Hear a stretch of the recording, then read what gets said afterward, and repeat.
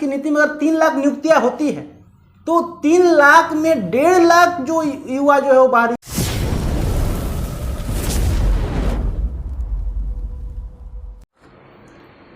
आज भीम आर्मी के छात्र इकाई की ओर से जो प्रेस कॉन्फ्रेंस रखा गया है, उस प्रेस कॉन्फ्रेंस में उपस्थित तमाम मीडिया बंधु सभी साथियों को मेरा सादर जोहार, जय भीम।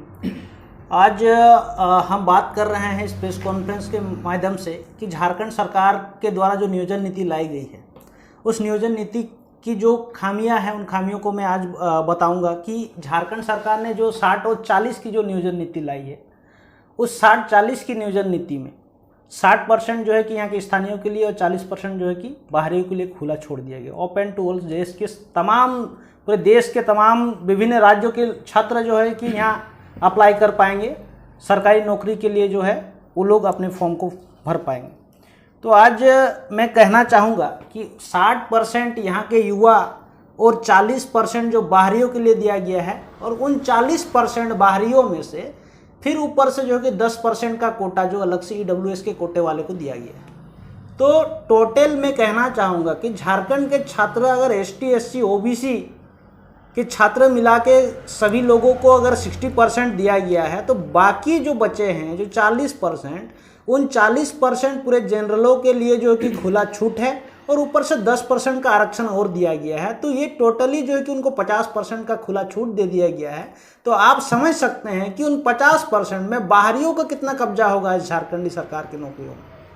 हमारे छात्र 60% छात्र जो यहाँ के मूलवासी छात्र हैं, उनके लिए कितना बड़ा हानि है। आज इस नियोजन नीति का घोर विरोध इसलिए हो रहा है, अगर 60% में 60 और 40 के जो डेमोग्राफी जो जनसंख्या को मान लिया जाए, तो इसमें जो हम देखते हैं कि 60-40 की नीति में अगर 3 लाख नियुक्तियां होती है तो 3 लाख में 1.5 लाख जो युवा जो है वो बाहरी होंगे। तो कितनी बड़ी हमारे झारखंड के युवाओं के लिए हानि की बात है। यहाँ के युवा, आप देखते हैं कि यहाँ का शिक्षा का स्थिति किस तरह से खराब है। वो सुदृढ़, वो लोग सक्षम नहीं है। यहाँ के छात्र शिक्षा का जो व्यवस्था, शिक्षा का जो हाल बना दिया गया है झारखंड में, इन 22 वर्षों में जो झारखंड का हालत हुआ है, उन 22 वर्षों में झारखंड की शिक्षा में ना कोई सुधार हुआ है। आज वही शिक्षा, बदवाली शिक्षा व्यवस्था को देखते हुए भी आज झारखंड सरकार ने इस तरह का नीति लाया है, जिसमें बाहरी लोग को 40% ओपन करने के बाद फिर 10% अपर से EWS वाले लोग को दे दिया गया है। तो हमारे झारखंड के छात्र को इसमें खामियाजा भुगतना पड़ेगा। उनसे कंपटीशन नहीं कर पाएंगे बाहर के बच्चों के साथ। तो अगर 3 लाख भी नियुक्तियां होती है तो 1.5 लाख लोग जो है कि बाहरी होंगे, और आप जान सकते हैं यहाँ का जनसंख्या में भी कितनी बड़ी जो है कि उलटफेर होगा। आप सोच सकते हैं कि 1.5 लाख लोग अगर बाहर से यहाँ आते हैं झारखंड में, वहां नौकरी करते हैं, तो एक घर में 4 लोग होते हैं मिनिमम, 2 बच्चे और जो पेरेंट्स, उसके मम्मी पापा होते हैं। 1.5 लाख इंटू 4 अगर हम करते हैं तो टोटल आबादी 6 लाख की होती है। आने वाले दिन में झारखंड की जनसंख्या में भी खतरा मंडराएगा और यहाँ बाहरियों का कब्जा होगा। अगर यहाँ बाहरी लोग कब्जा करेंगे तो यहाँ की जमीनों में जबरदस्ती लूट होगा, जमीनों को धल्लड़े से जो है कि अवैध तरीके से खरीद बिक्री होगा। तो झारखंडी जनमानस, झारखंडी जनता की जमीन का दुरुपयोग होगा। तो इसे भी बचाने के लिए आज जो नियोजन नीति है, 60-40 की जो नियोजन नीति है, इसका हम पूरे छात्र जो कि कड़ा विरोध करते हैं। और ये 60-40 का नीति जो है कि नहीं चलेगा। यहाँ नियोजन नीति इस तरह का होना चाहिए, यहाँ जिलावार नियोजन नीति होना चाहिए। 99% जो है कि यहाँ के स्थानीय लोगों के लिए रखा जाए और 1% को जो कि ओपन कर दिया जाए। अगर आप बात करते हैं कि नहीं बाहर के बच्चे भी पढ़ सकते हैं, 99% बच्चे जो कि यहाँ के झारखंडियों के लिए आप दीजिए, आरक्षित कीजिए 99% यहाँ के बच्चों के लिए, फिर 1% जो कि आप बाहर के लिए ओपन कीजिए। बाहरियों को मैंने दिया, आप नहीं बोल सकते कि नहीं दिया। बाहरियों को 1% दिया, और इसको लेके हमको नहीं लगता कि न्यायालय भी जो है कि इसमें कोई जो है कि निरस्त करने की बात को रखेगा। क्योंकि हमने 99% यहाँ के छात्रों के लिए, यहाँ के युवाओं, यहाँ के स्थानीय लोगों के लिए जो है कि हमने आरक्षित किया और 1% जो है कि बाहरियों को दिया। तो ये नियोजन नीति हम लोग चाहते हैं ताकि यहाँ के लोग, यहाँ के झारखंडी लोग जो 22 वर्षों से उपेक्षित है,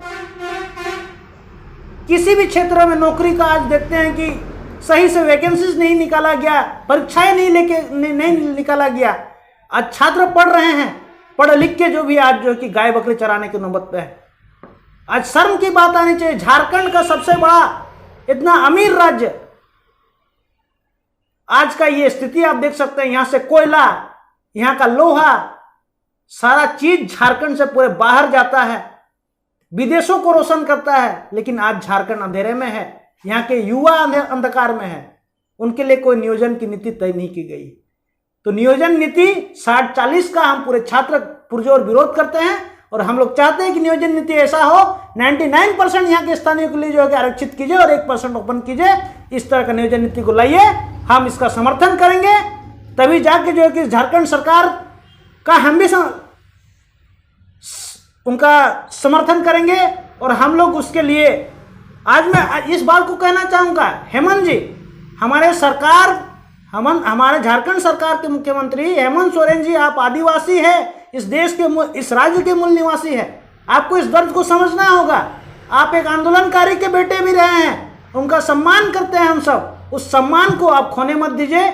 यहाँ के झारखंडी छात्र आपके साथ होगी। अगर आप यहाँ के झारखंडी छात्रों के लिए सही नियोजन नीति लाइएगा तो यहाँ के झारखंडी छात्र आपके साथ रहेगी और आपका सम्मान भी करेगी। अगर इस तरह का 60-40 का नियोजन नीति लाते हैं तो इसका पुरजोर विरोध करेगी।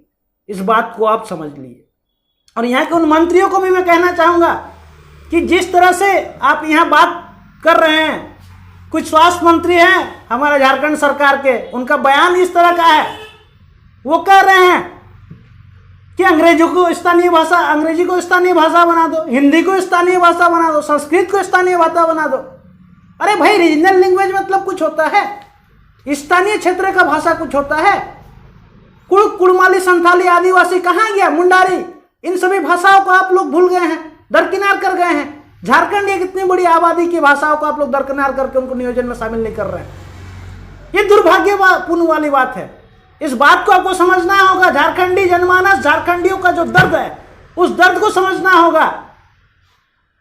आज विधानसभा के बाहर आज अगर छात्र लोग धरना दे रहे हैं, बहुत सारे छात्र उपेक्षित है, नाराज है, लेकिन आपके खिलाफ आपको सम्मान भी करते हैं, इसलिए आपसे अपेक्षा करके रखे हुए हैं कि झारखंड की जनता, हमने जो सरकार बनाई है वो हमारे लिए सही नियोजन नीति लाएगी। लेकिन इस 60-40 की नियोजन नीति को कड़ा विरोध करते हैं।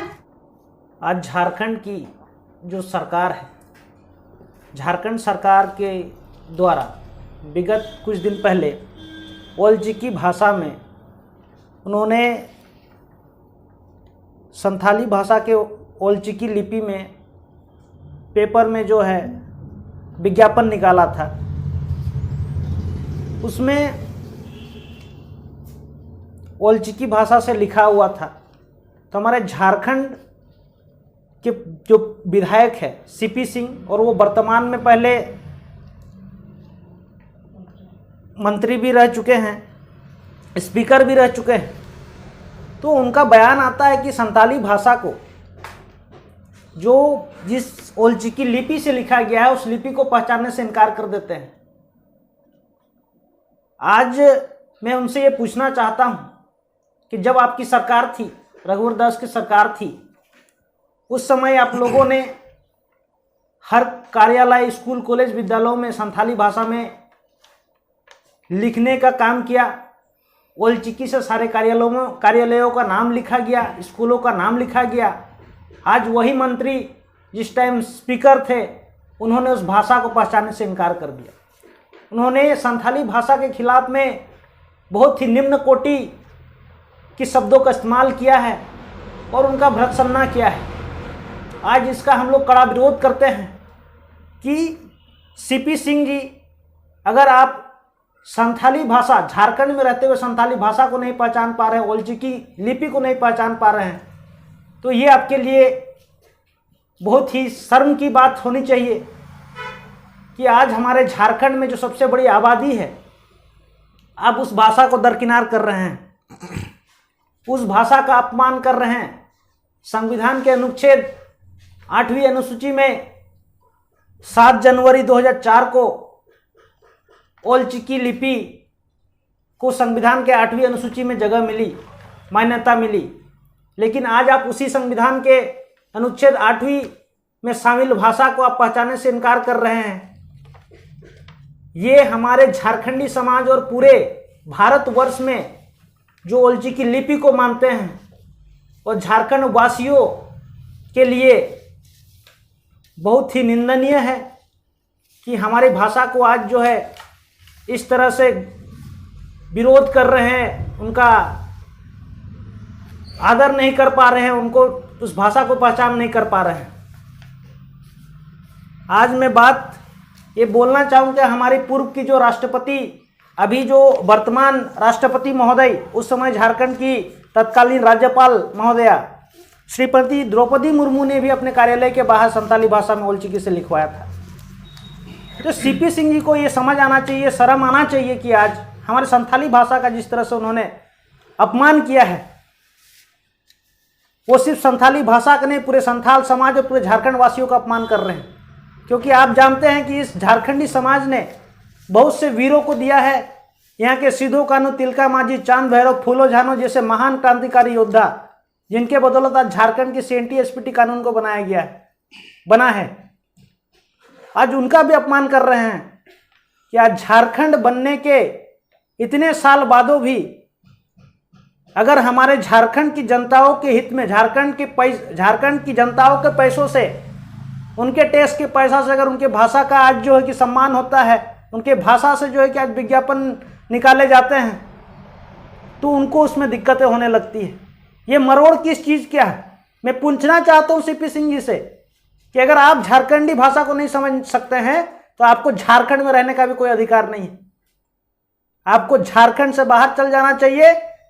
अगर आपको झारखंडी में रहना है तो आपको झारखंडी भाषा, संथाली भाषा का सम्मान करना होगा और संथाली भाषा सीखना होगा। अगर आप संथाली नहीं बोल सकते हैं तो यहाँ के छात्र आपके खिलाफ में जो है कि पुरजोर विरोध करेंगे और जो है कि आपके खिलाफ में मानहानि का केस करेंगे और आपको यहाँ से झारखंड से भगाने का काम करेंगे। इस बात को आप गौर से सुन ले। मैं समय दूंगा सीपी सिंह जी को कि आप जल्द से जल्द जो है कि इस मुद्दे पे अपनी माफी मांगे झारखंडी जनमानस, झारखंडी छात्रों से कि उन्होंने जिस भाषा का अपमान किया है, जिससे लाखों करोड़ों बच्चे जो इस संथाली भाषा ओलचिकी से शिक्षा ले रहे हैं, एक बड़े समुदाय का जो आप अपमान कर रहे हैं, उस अपमान को आपको जो है, उस अपमान के लिए आपको माफी मांगना होगा झारखंडी जनमानस से। मैं यही कहूंगा आपसे, बार बार इस बात से कहना है, आपको इस बात को समझना होगा कि हमारे साथ ये अपमान हम कभी सहेंगे नहीं छात्र, और आपके खिलाफ में जो कि आंदोलन को तैयार करेंगे अगर आपने माफी जल्द से जल्द नहीं मांगा।